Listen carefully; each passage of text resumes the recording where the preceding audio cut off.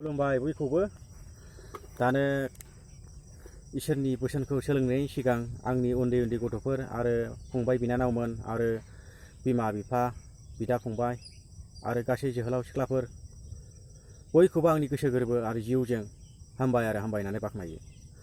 दानो जोङो इसोरनि बोसोनखौ जोङो सोलोंनि, इसोरनि बोसोनखौ जोङो दसे जोङो सावरायनि। नाथाय लोगोफोर, आङो बाइबेलखौ खालि आङो फरायनाल' होगोन।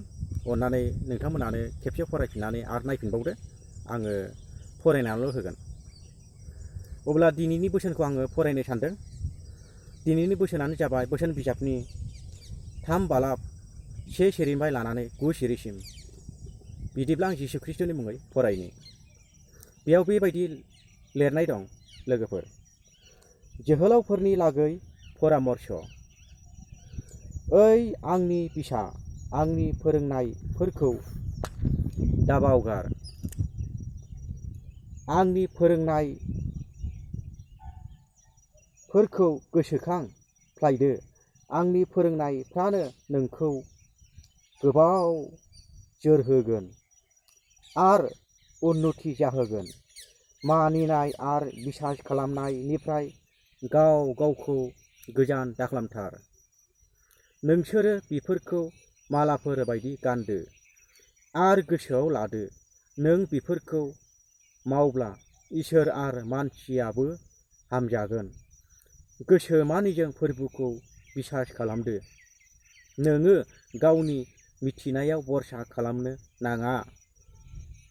मोनफ्रोमबो खामानियाव फोरबुखौ गोसोखांनानै मावदो। बिनो नंथारगौ लामाखौ नोंनो दिन्थिगोन। नोङो दा मा रोंगौ बिनिख्रुइ रोंसिनगौ होननानै दासान। फोरबुनि बोसोनखौ फालिदो आरो इनाय मावनायखौल' गारदो। नोङो बेफोरखौ मावब्ला बेनो जखमफोरखौ गाहोग्रा आरो सानाय सुनायफोरखौ सोखाग्रा मोजां मुलि जागोन।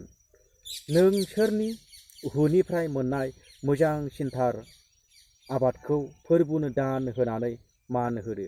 जिसु ख्रिस्ट'नि मुङै आमेन। दानो खोनानो मोनबाय, फोरबुखौ मान होनायानो जोंनि थाखाय गोनांथार। फोरबुखौ मानिनाया जोंनि थाखाय इम्परटेन्ट। बिनि थाखाय जोङो फोरबुखौ जोङो जेब्लाबो जोङो मान होनि। बाइबेलनि बोसोन बायदि जोङो जेब्लाबो जोङो थाबायनो थाखाय जोङो इसोरखौ जोङो खुलुमनि। अब्ला इसोरनि बोसोनखौ आङो बे समसिमाव आङो फरायनानै खिन्थाबाय। अननानै नोंथांमोना गावसोरनो आरो खनसेबाव फरायनानै फोरबुखौ मान होदो। इसोरा बाख्नायजाथोंसै। गोजोन्थों।